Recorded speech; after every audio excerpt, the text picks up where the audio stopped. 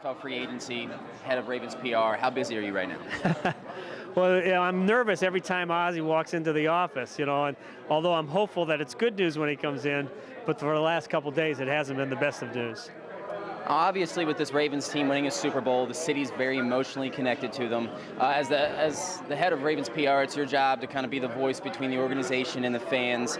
How do you go about doing this during such a tough period, losing so many key players who are instrumental in that Super Bowl win? Well, you try to give the media some perspective behind the scenes.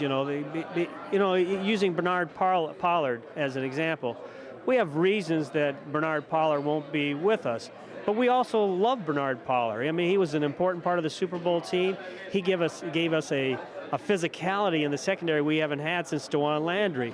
So he was good for us that way. But there are reasons that we don't want him back on the team, but you don't want to do that publicly. Why?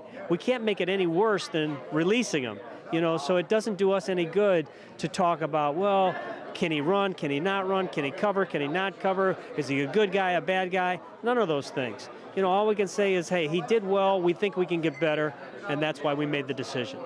What peace of mind can you offer Ravens fans coming into the next season? A lot of fans, they obviously have a Super Bowl trophy. Obviously, they're going to want another. I think the peace of mind is the history of the franchise. 5 seasons in a row in the playoff, 5 years where we've won at least one playoff game. We're the only NFL team to do that. 6 out of the last 7 years we've been to playoffs. We're pretty good. We're pretty good at what we do. We don't take it for granted. We're not going to forget the past. And I think one of our strengths is we understand that we really have to work hard just to get in the playoff hunt in December. And even as the defending Super Bowl champions, it's going to be hard. But based on our history, we'll find a way to be competitive. And the guys I work with, I trust, Ozzie Newsome and Eric DeCosta, John Harbaugh and his coaching staff, we're pretty good at what we do.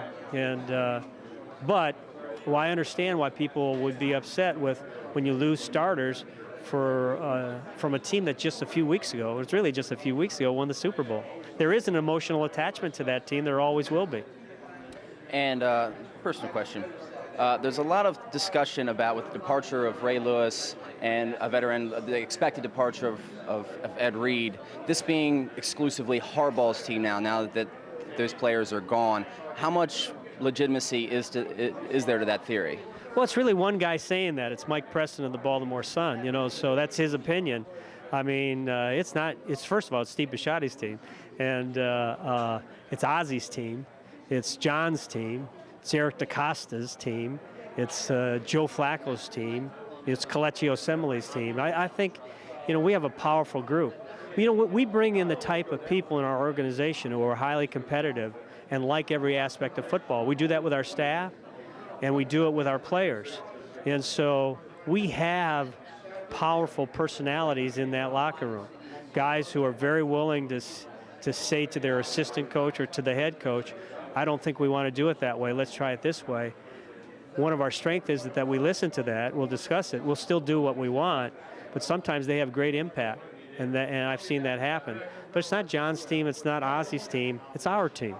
There's a collection there, and I think it's a naive point of view, to be honest, but it's out there. He wrote it, so other reporters like yourself are going to ask the question.